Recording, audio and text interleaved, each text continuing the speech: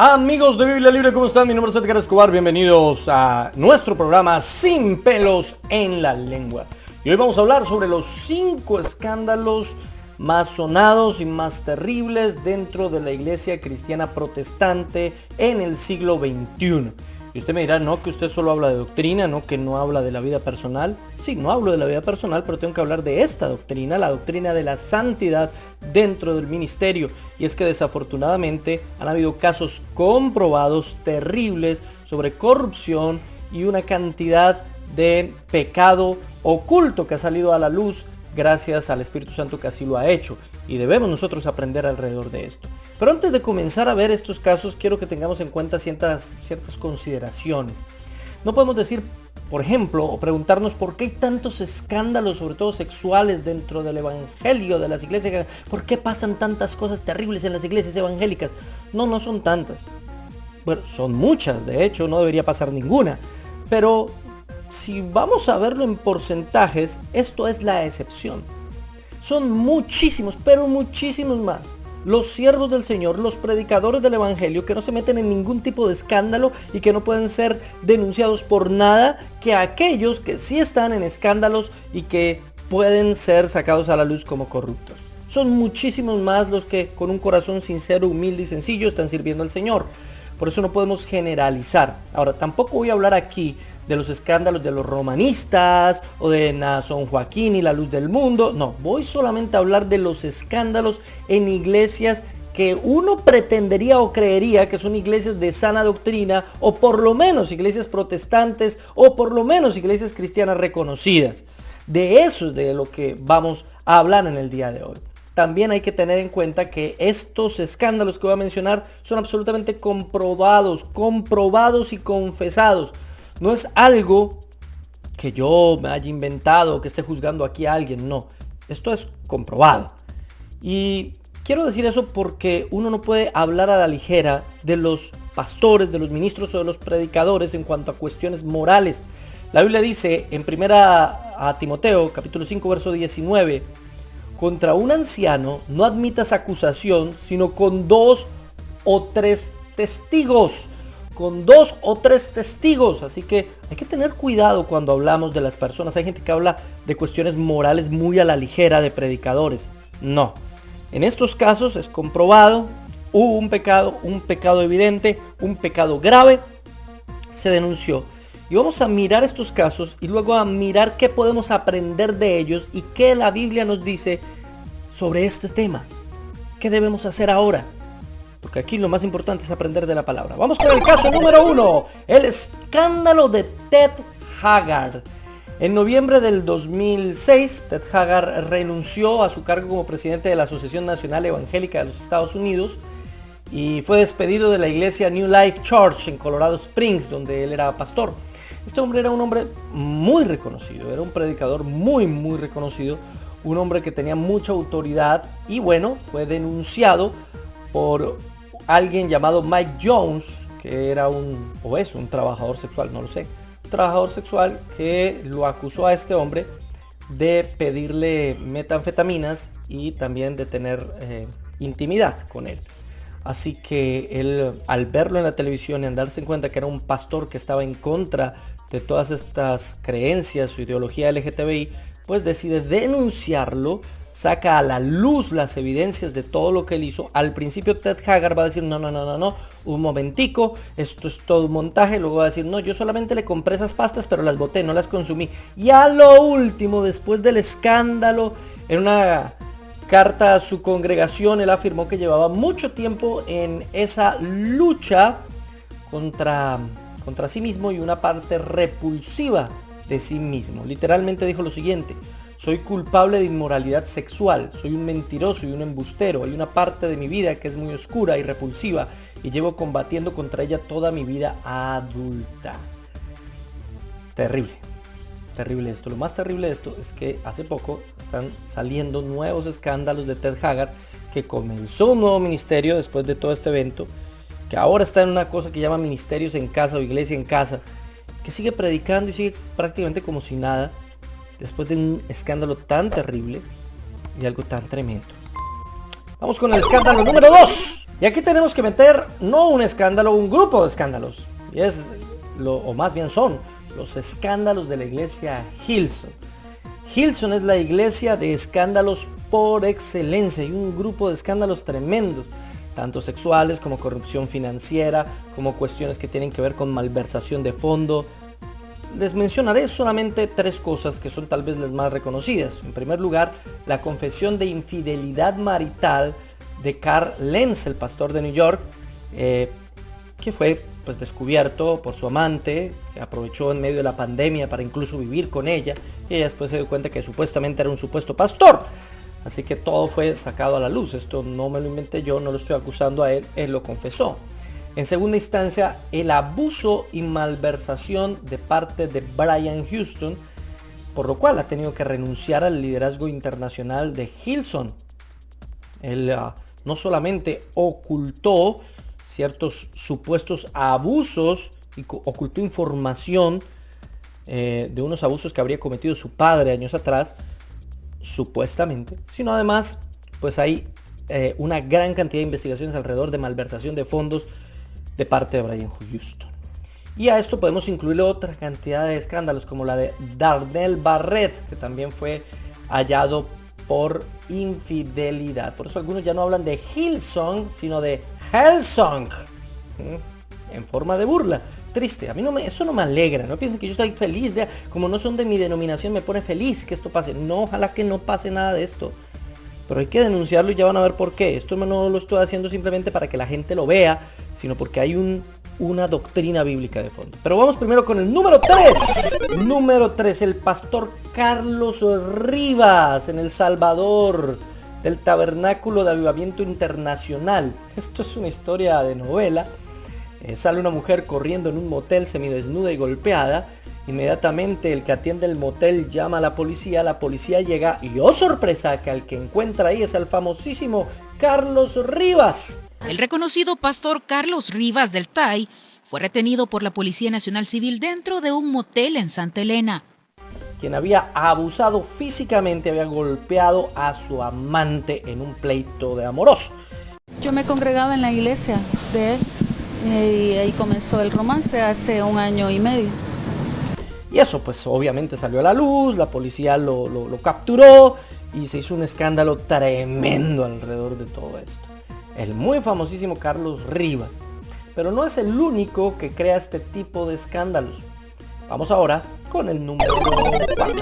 En nuestro puesto número 4, y esto no es un ranking, es decir, no es que uno sea más grave que el otro, simplemente estoy hablando de los 5 que a mí me parecen son los más graves y reconocidos escándalos. Usted puede incluir otros muchísimos, porque hay muchísimos, así que simplemente escogí 5. El cuarto, el escándalo de Álvaro Gámez en Pasto. Eso fue en el 2007. Este hombre era pastor de una iglesia que se llamaba Salem, con más de 22,000 miembros. Resulta que este hombre fue captado en video teniendo relaciones sexuales con unas chicas muy jóvenes en su oficina mientras la iglesia estaba adorando y cantando ahí, lo esperaban para que bajara a predicar. Luego el tipo bajó y predicó. Así de sencilla y de atroz es la cosa. Lo cierto es que lo que nadie puede negar es que tuvo relaciones íntimas con esas mujeres, con muchas durante un tiempo muy largo, y que incluso hay videos de eso. Y terminamos con la número 5. Número 5, lo que se conoce como el Apocalipsis de la Convención Bautista del Sur. ¿Y por qué digo el Apocalipsis? Así lo denominó un participante de esta Convención Bautista del Sur. La Convención Bautista del Sur no es que sea una denominación, no es una sola iglesia, son muchas iglesias independientes que se unen para ser amiguitos y para tener en común la doctrina y un gobierno, así, federal en alguna manera. Es algo muy importante, reúne millones de cristianos en Norteamérica, así que por eso es un escándalo tan grave, porque descubrieron que habían más de 700 casos de supuestos abusos que habían sido escondidos, metidos debajo del tapete, incluso de personas muy reconocidas y famosas de la Convención Bautista del Sur. Un escándalo al mejor estilo del escándalo de los romanistas sobre abuso a menores. En este caso no hay muchos abusos a menores, la verdad la mayor parte de estos abusos es a mujeres, o son abusos a mujeres. Sin embargo, pues abusos son abusos, no puedo hablar de que sean 700 abusos, no, son 700 casos de posibles abusos. Pero, el caso es que cambiaban a los pastores de iglesia, los movían de un lado para otro, le decían a la gente que no hable del caso, que calle la boquita, que calladito se ve más bonito, y así ocultaron todos estos casos de abuso. El liderazgo lo encubrió. Y no me salga ahora con el cuento de que 1 Corintios capítulo 6 dice que los cristianos no debemos llevarnos a juicio los unos a los otros. ¡Qué pena! La Biblia precisamente está hablando de verdaderos cristianos que no deben llevarse a juicio porque son verdaderos cristianos y puede juzgarse el caso dentro de la congregación. Pero alguien que comete abuso no es cristiano. Así que a ese sí hay que llevarlo a las autoridades y hay que llevarlo a juicio. No malinterprete la escritura. Ahora, la pregunta, ya vimos 5 casos terribles, hay muchos más y usted podrá escribirlos aquí en la caja de comentarios, muchos que se han descubierto y que son reales, otros que están en proceso, otros que todavía están calladitos. A mí me dicen y me mandan muchos casos que yo no puedo mandarlos aquí en YouTube porque me cierran el canal. Yo solamente puedo hablar de estos casos que son absolutamente comprobables.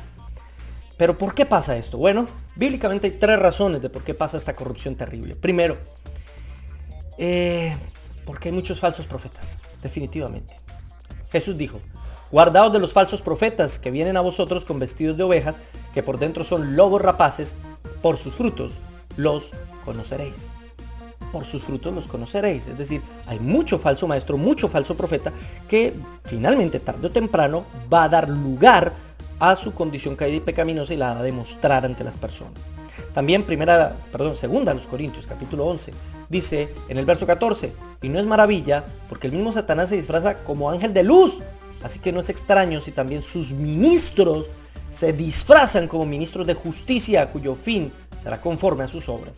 Hay mucho falso pastor, mucho falso ministro, no todos, no la mayoría, y eso también quiero ser enfático en eso. Hay muchos buenos y verdaderos siervos del Señor, buenos y verdaderos ministros del Evangelio, la mayoría. Pero tenga los ojitos abiertos porque hay mucho falso. En segundo lugar, porque algunos líderes cristianos se dejan llevar por el orgullo, se dejan llevar por la vanidad, se creen el cuento de que son hermosos, ricos y famosos, al estilo de Carl Lenz, ¿no? Un hombre cool, guapo, rico, andando con estrellas de Hollywood, y caen en su orgullo. Proverbios 16:18 dice: antes del quebrantamiento es la soberbia y antes de la caída la altivez de espíritu. El orgullo puede cegar a cualquiera y alejarlo del Señor.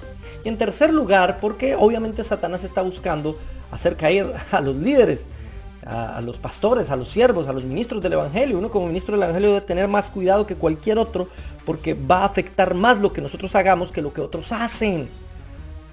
Ejemplo claro de esto es el caso de David y Betsabé. Si alguien podía afectar el pecado, era al pueblo, el pecado de David. El hecho de pecar afectó a David, afectó a Betsabé, afectó al pueblo entero. Entonces dice 1 de Pedro 5:8: sed sobrios y velad, porque vuestro adversario el diablo, como león rugiente, anda alrededor buscando a quien devorar. Y finalmente, para terminar, 3 consejos. ¿Qué hacemos entonces? ¿Qué hacemos con alguien cuando comprobemos que un pastor está siendo corrupto, que está haciendo este tipo de cosas espantosas y pecaminosas? Número 1, reprenderle. 1 Timoteo 5:20: a los que persisten en pecar, repréndelos delante de todos, para que los demás también teman. Los que persisten, recuerde que hay un conducto regular. Yo primero hablo con esa persona sola, luego voy con 2 o 3 testigos, luego ante la congregación, ahí está esto, repréndele públicamente, y luego, este no es cristiano, se sale de la congregación, usted ya no tiene bienvenida aquí, porque usted no se quiere arrepentir, y usted ya conoce la verdad. Eso es absolutamente claro. Recuerde que cuando es un pastor, o es un ministro, un siervo del Evangelio, debe haber 2 o 3 testigos. No hable por presunción, tiene que haber evidencia. Número 2, perdónele cuando se arrepiente. Si hay alguien que comete un pecado, por más grave que sea ese pecado, pero se arrepiente y muestra evidencia, fruto digno de arrepentimiento, hay que perdonarle. Efesios 4:32: antes sed benignos unos con otros, misericordiosos, perdonándoos unos a otros, como Dios también os perdonó a vosotros en Cristo. Y número 3, restaurémosle y considerémonos a nosotros mismos. Hay que trabajar con estas personas, hay que restaurarles la coinonía, hay que evangelizarlos prácticamente, que vuelvan al camino del Señor, que se arrepientan, que evidencien fruto digno de arrepentimiento y vuelvan a vivir en coinonía con nosotros, con fraternidad. Ojo, pero estas personas no deben volver al ministerio. Personas que cometieron abusos sexuales y todo este tipo de cosas, hay que orar por ellos, hay que predicar la palabra, hay que buscar que se arrepientan, pero no que vuelvan al ministerio, por favor. Sobre todo en estas cosas que son supremamente graves. La palabra dice en Gálatas capítulo 6 verso 1: Hermanos, si alguno fuere sorprendido en alguna falta, vosotros que sois espirituales, restauradle con espíritu de mansedumbre, considerándote a ti mismo, no sea que tú también seas tentado. Dios tenga misericordia de todos los que predicamos o todos los que tenemos alguna plataforma para enseñar la palabra de Dios, para que no caigamos en ninguna tentación, porque de seguro a nosotros nos atacarán mucho más duro y mucho más fuerte que a cualquier otro. Pero si usted conoce de alguien que haya tenido problemas de corrupción moral, sexual, económica o de cualquier otro tipo, intente hablarle de Cristo, ore por esa persona, restáurela y tenga cuidado, porque usted mismo también puede ser tentado por el diablo. Uno debe considerarse primero a uno mismo en estos casos. Todo esto lo decimos para edificación de la iglesia. No todas las iglesias ni todos los pastores son así, gracias al Señor. Pero seguimos orando para que el Señor levante verdaderos siervos, verdaderos pastores que prediquen la palabra de Dios, porque los hay y muchos. Pero al pecado hay que decirle pecado, no hay que ocultarlo, no hay que hacerlo a un ladito, no hay que hacerlo a un rincón, no hay que ignorarlo. No, el pecado es pecado y hay que combatirlo, y a las cosas por su nombre. La iglesia no puede tolerar el pecado. La iglesia debe santificarse para hacer la verdadera obra de nuestro Señor. Muchas gracias por haber estado hoy con nosotros aquí. Coloque sus comentarios en la caja de comentarios, comparta este video y espere más videos esta semana en Biblia Libre.